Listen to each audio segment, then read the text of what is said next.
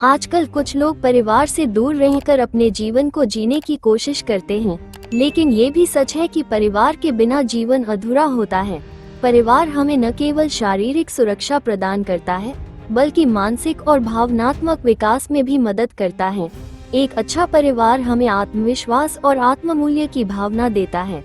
परिवार का समर्थन हमें हर संघर्ष और चुनौती का सामना करने के लिए प्रेरित करता है।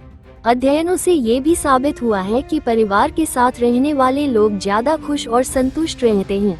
दोस्तों, इस कहानी के माध्यम से परिवार की कीमत को जानेंगे। बबली स्कूल से वापस आई तभी उसकी मम्मी कंचन ने कहा, बबली सीधे ऊपर आ। बबली ने जिद करते हुए कहा, मम्मी अभी ताई जी से चीज लेकर आती हूँ। लेकिन कंचन ने डांटते हुए कहा, सीधी ऊपर आती है या वहीं आकर तेरी पिटाई करूं खबरदार। जो ताई जी के कमरे में गई। बबली डर गई और सीधे सीढ़ियां चढ़कर ऊपर पहुंच गई। माँ के ऊपर गुस्सा करते हुए बोली, क्या हुआ मम्मी, आपको पता है न ताई जी मेरे लिए कुछ न कुछ रखती है। अभी स्वीटी भी आ रही होगी, वो सारी चीज उसे दे देंगी। मैं ऐसे ही रह जाऊंगी, वो मुझे देगी भी नहीं। कंचन जी ने कहा, खबरदार, जो आज के बाद ताई जी के पास गई और स्वीटी को भी मैं देख रही हूँ, उसे भी आते ही सीधा ऊपर बुलाती हूँ। तभी नीचे स्वीटी की बस आकर रुकी। कंचन जी ने उसे भी बुला लिया। दोनों बहनें अपनी मम्मी से बहुत गुस्सा थीं। स्वीटी ने आते ही पूछा, मम्मी क्या हो गया, ताई जी से कोई बात हो गई है क्या? कंचन जी ने कहा, तुम बच्चे हो, इस सब में मत पड़ो, अब हम यहाँ नहीं रहेंगे। तुम्हारे पापा गए हैं कहीं किराए पर मकान ढूंढने, मिलते ही चले जाएंगे। बबली बोली, लेकिन मम्मी हुआ क्या है, कुछ तो बताओ। कंचन जी ने कहा, बोला न कुछ नहीं हुआ, चलो खाना खाकर पढ़ने बैठो। दोनों बहनें कानाफूसी करते हुए अपने कमरे में चली जाती हैं। शाम को पूरे घर का माहौल बदला हुआ था। कोई भी किसी से बात नहीं कर रहा था। कन्हैयालाल जी, उनकी पत्नी शांति, उनका बेटा रोहन, तीनों ही अपने घर से बाहर नहीं निकले। इधर कंचन जी और उनके पति रमेश जी भी बहुत कम बात कर रहे थे। दोनों परिवार एक ही घर में ऊपर नीचे रहते थे और शाम को आंगन में बैठकर बातें करते थे। लेकिन आज दोनों परिवार अपने अपने कमरों में कैद थे।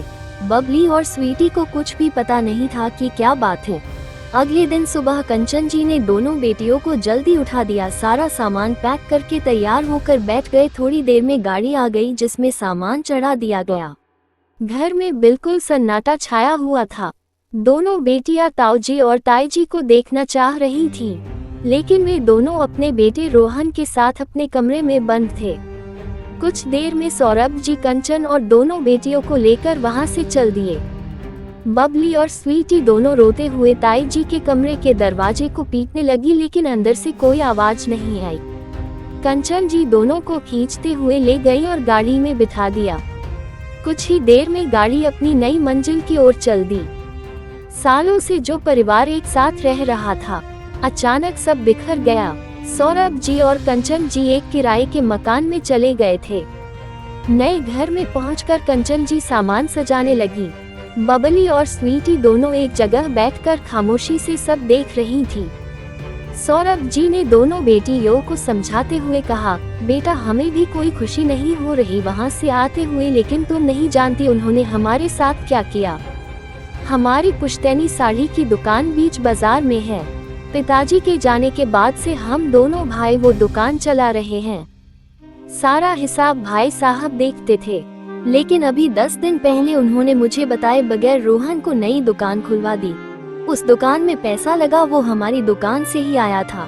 जब मैंने पूछा तो कहा उस नई दुकान पर केवल उनके बेटे का हक है। मेरे विरोध करने पर उन्होंने कहा, तेरी तो लड़कियां हैं, तुझे क्या करना है, उनकी शादी का खर्च भी तो इसी दुकान से निकलेगा। इतनी बेईमानी सहकर मैंने मकान और दुकान में से अपना हिस्सा मांगा तो भाई साहब ने कहा, जैसे रह रहे तो रहते रहो, मैं कुछ नहीं दूंगा। इसलिए हम अलग होकर आ गए। मैं अब कपड़े की सप्लाई का काम करूंगा। यकीन नहीं होता कि बड़े भाई होकर सारे बिजनेस और मकान पर कब्जा करके बैठ गए। बबली और स्वीटी को ये बातें समझ नहीं आ रही थी, लेकिन धीरे धीरे कंचन और सौरभ ने उनके मन में ताऊजी और ताईजी के लिए नफरत भर दी थी। धीरे धीरे समय बीत रहा था। अब कभी कभी बाजार में या स्कूल से आते जाते रोहन या ताईजी दिख जाती थी तो दोनों बेटियां उनकी तरफ देखती भी नहीं थी। इसी तरह 4 साल बीत गए। इस बीच दोनों परिवारों में कोई बात नहीं हुई। सौरभ जी ने कपड़ों की सप्लाई का काम अच्छे से जमा लिया था। दोनों बेटियां भी अब बड़ी हो रही थी। अपने कमाई से उन्होंने एक छोटा सा मकान भी खरीद लिया था। एक दिन रात के 2 बजे कन्हैयालाल जी के मोबाइल की घंटी बजी। सभी गहरी नींद में सो रहे थे। लंबी घंटी बजने के बाद बंद हो गई। कन्हैयालाल जी ने उठकर देखा तो ये सौरभ का फोन था। उन्होंने शांति जी को जगाया। कुछ समझ पाते इससे पहले ही दोबारा फोन की घंटी बजने लगी। कन्हैयालाल जी ने फोन उठाया। दूसरी तरफ से स्वीटी की रोने की आवाज आ रही थी। ताऊजी पता नहीं पापा को क्या हो गया, अचानक बेहोश हो गए। बहुत डर लग रहा है, आप जल्दी से आ जाइए। कन्हैयालाल जी ने कहा, बेटी तू चिंता मत कर, मैं अभी आ रहा हूँ। कन्हैयालाल जी शांति और रोहन को लेकर तुरंत सौरभ के घर पहुँच गए। रास्ते में उन्होंने डॉक्टर को फोन कर दिया था। डॉक्टर ने पहुंचकर इंजेक्शन दिया, फिर बताया माइनर हार्ट अटैक है, हॉस्पिटल ले जाना होगा। कन्हैयालाल जी अपनी गाड़ी में सौरभ और कंचन को लेकर हॉस्पिटल पहुंच गए। इधर शांति जी दोनों बेटियों को संभालने लगी। सही समय पर इलाज मिल जाने से खतरा टल गया। 2 दिन में सौरभ ठीक हो गया। दोपहर के समय शांति जी दोनों बेटियों को लेकर हॉस्पिटल पहुंच गई। स्वीटी पापा को देखकर रोने लगी। ताऊजी मुझे कुछ समझ नहीं आया, मैंने बस आपको फोन कर दिया। एक बार लगा आप बात नहीं करोगे, लेकिन आपने मेरे पापा को बचा लिया। कन्हैयालाल जी बोले, तेरा बाप बाद में है, पहले मेरा छोटा भाई है। कंचन ने कहा, दीदी आज आप लोग न होते तो न जाने क्या हो जाता, हमें माफ कर दीजिए। उसकी बात सुनकर सौरभ भी बोल पड़ा, हाँ भैया मुझे माफ कर दीजिए, मुझे आपको छोड़कर नहीं आना चाहिए था। कन्हैयालाल जी बोले, तू बस आराम कर, बाकी सब भूल जा, कुछ नहीं हुआ हमारे बीच। तेरे जाने के बाद हमें बहुत पछतावा हुआ। गलती तो इंसान से ही होती है, इसलिए मैंने अपनी पुरानी दुकान तेरी दोनों बेटियों के नाम कर दी है। कागज घर पर रखे हैं, भिजवा दूंगा। सौरभ बोला, नहीं भैया मुझे कुछ नहीं चाहिए, बस वादा कीजिए अगर मुझे कुछ हो जाए तो मेरे परिवार का ध्यान रखना। शांति जी बीच में रोकते हुए बोली, खबरदार, जो बुरा बोला तो तू मेरा देवर है, पर मैंने रोहन में और तुझ में कभी फर्क नहीं समझा। रोहन को दुकान अलग इसलिए करवाई थी कि ये दुकान तुम्हें देकर हम तीरथ पर चले जाएं, लेकिन तुमने तो कुछ और ही समझ लिया, या हम समझा नहीं पाए। सभी एक दूसरे से माफी मांग रहे थे। तभी रोहन बोला, क्या अब मेरी बहनें मुझे राखी बांधेंगी? 4 साल हो गए मेरी कलाई सूनी पड़ी है।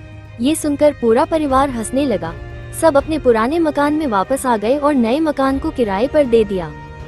दोस्तों इस कहानी पर आपकी क्या राय है? कमेंट करके जरूर बताएं। लाइक करना ना भूलें। ज्यादा से ज्यादा दोस्तों को शेयर करें। चैनल पर नए हैं तो सब्सक्राइब करें, बेल आइकन प्रेस करें ताकि वीडियो सबसे पहले आपको मिलते हैं। अगली कहानी के साथ धन्यवाद।